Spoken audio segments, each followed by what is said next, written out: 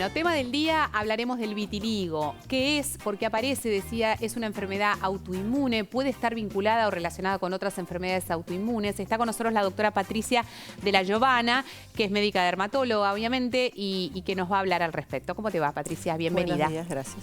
Bueno, primero, ¿qué es el vitiligo? ¿Es una despigmentación de la piel? Es una enfermedad despigmentante, Sí. que si uno la ve son esas personas que tienen esas manchas blancas que pueden ser localizadas, generalizadas, tenemos diferentes tipos.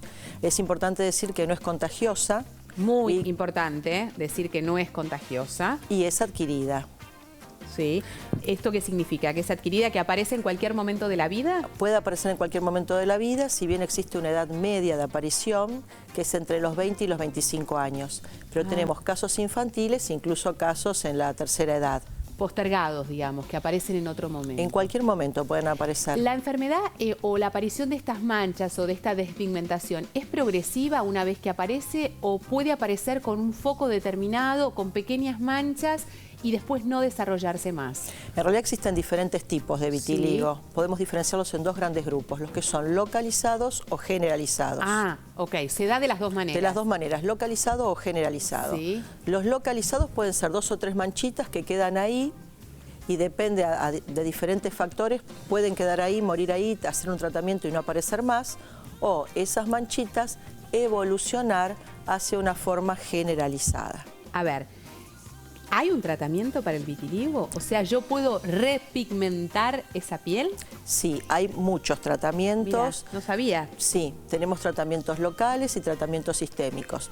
Todo depende de la extensión, de la edad del paciente. Si tenemos pocas manchitas, con algunas cremas podemos lograr repigmentar.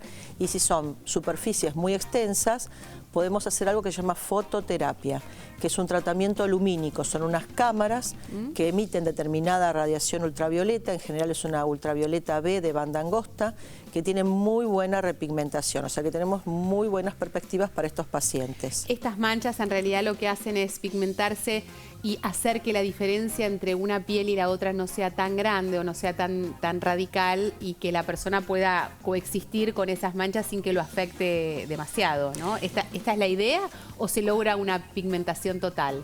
Si son pocas y en pocas superficies se puede lograr una pigmentación total. ¡Wow! Cuando son extendidas, en realidad lo que nosotros vemos son focos de repigmentación. En esa mancha blanca noto puntitos del mismo color de la piel. Entonces tenemos un aspecto en principio moteado. Fenómeno, más disimulado. A ver, la pregunta es, ¿hay fármacos, hay algún tratamiento farmacológico para esto o el tratamiento tiene que ver con la posibilidad de repigmentar o intentar repigmentar las manchas? En realidad el tratamiento se basa en la repigmentación, que sí, que utilizamos fármacos a nivel local o sistémico. Está bien. Y en la actualidad surgió un nuevo tratamiento biológico que está en estudio todavía, que sería una pastilla para repigmentar, pero todavía no está bien determinado. Surgió el año pasado un nuevo estudio, una nueva droga. ¿Y esto se sabe por qué aparece, si tiene que ver con qué? En realidad es una enfermedad multifactorial. ¿Qué quiere decir esto? Yo tengo que tener cierta predisposición genética, hay ciertos genes implicados y esos, en esa base, con diferentes factores desencadenantes que pueden ser generalmente el estrés, diferentes alteraciones, enfermedades inmunes, es una sumatoria de lo genético más estos que se llaman estresores, factores gatillantes del vitiligo. Y en general está asociado con un efecto traumático, generalmente es un efecto estresante, una muerte, un accidente, algo importante para ese paciente que en estos pacientes predispuestos desarrollan la enfermedad. Perfecto, o sea que no es psicosomática, literalmente, y esto insistimos mucho cuando hablamos de las enfermedades autoinmunes, porque pareciera ser que uno podría haberlas evitado, y en algunos casos no son evitables porque se tiene este patrón genético y obviamente frente a un estímulo, un disparador o un gatillo, como decía la doctora, bueno, surgen. Si yo tengo otras enfermedades autoinmunes, ¿tengo un escenario más propicio a tener vitiligo? ¿O no van de la mano una cosa con la otra? En realidad, algunas van de la mano. Actualmente, por ejemplo, el vitiligo con enfermedades tiroides, la tiroiditis de Hashimoto, con el lupus, con la artritis reumatoidea, con cierto tipo de diabetes. Y en la actualidad se describió un gen que está relacionando, que se llama gen de enfermedades autoinmunes, que relacionan todas estas enfermedades. Es como que estarían relacionadas a partir de este gen. Si bien hay muchos genes implicados, pero en general estas enfermedades autoinmunes que yo mencioné tienen ese pequeño defecto en este gen. No podemos decir que es una enfermedad genética, porque no es que se transmite de padres a hijos. Está esa predisposición. Si sabemos que si tenemos familiares en primer grado afectados, hay un 20% de posibilidades de tener vitiligo más que el resto de la población general. Entonces, ahora yo me paro en el lugar de la prevención. Por ejemplo, tengo a mi padre o a mi madre que han tenido vitiligo y en realidad tengo a mis hijos que pueden tener esta carga genética. ¿Qué puedo hacer para evitar que esto se dispare o esto se gatille y que finalmente tengan esta enfermedad? Por el momento no podemos hacer mucho, simplemente estar atentos. Si vemos que sale alguna pequeña mancha, consultar rápidamente, porque cuanto más rápido es el tratamiento, más posibilidades tengo de repigmentación. Si bien tiene un carácter particular la enfermedad, no sabemos cómo progresa en cada individuo. Podemos tener pacientes que tienen mucha estabilidad y otros que progresan rápidamente. O sea que por más de que yo acuda al médico rápidamente para lograr una pigmentación rápida de la mancha que aparece, esto no significa que esto va a detener la aparición de otras futuras manchas. Exacto. Esto sería la lógica, ¿no? Porque tampoco crear un escenario de una expectativa que por ahí no se produce. Claro. Por la experiencia, aquella persona que por alguna situación en particular, que fue este gatillo para que apareciera el vitiligo, tratándose o acompañándose con psicoterapia, ¿ayuda a evitar que esto no se transforme en algo generalizado o nada tiene que ver? En algunos casos sí, en otros no, no está así directamente relacionado.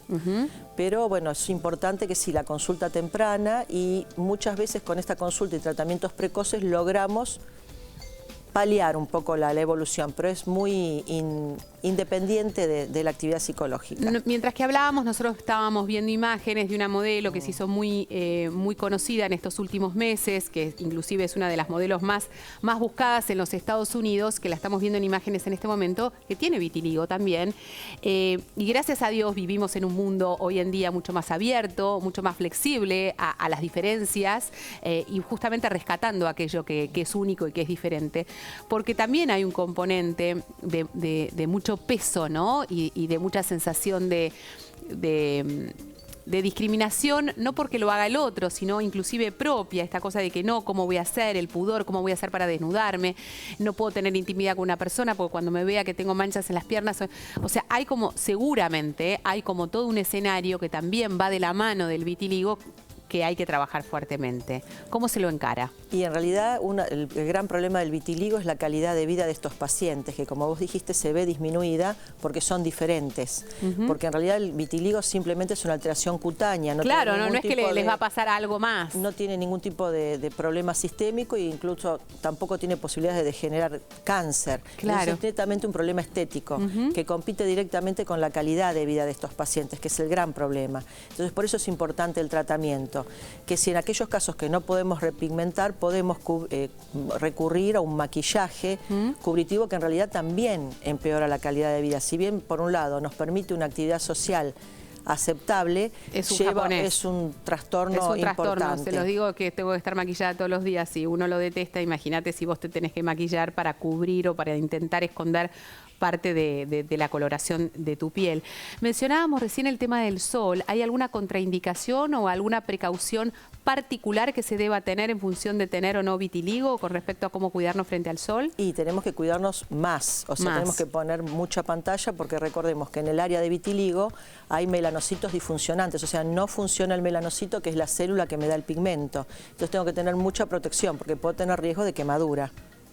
Más que la piel normal. sea que esa piel es como si fuera una piel virgen. No tiene esa respuesta melanocítica, o sea, el melanocito lo que más es un pigmento que protege la piel del sol. Entonces, al no tener el pigmento, se encuentra más expuesta. Doctora, hay una fantasía, no sé si es real o no, que inclusive Michael Jackson sufría de vitiligo y que él en realidad lo que había, no era que quería dejar de ser negro, sino que había utilizado el efecto inverso, ¿no? Que es como el cuerpo suyo estaba bastante tomado por el vitiligo, quería despigmentarse la parte que todavía estaba pigmentada con su coloración. ¿Esto es posible? ¿Esto es una realidad? Sí, es una realidad. Existen tratamientos despigmentantes que en general uno los usa cuando hay un vitiligo universal. Cuando es más la superficie despigmentada que la pigmentada, es más probable, claro, es más fácil despigmentar que pigmentar.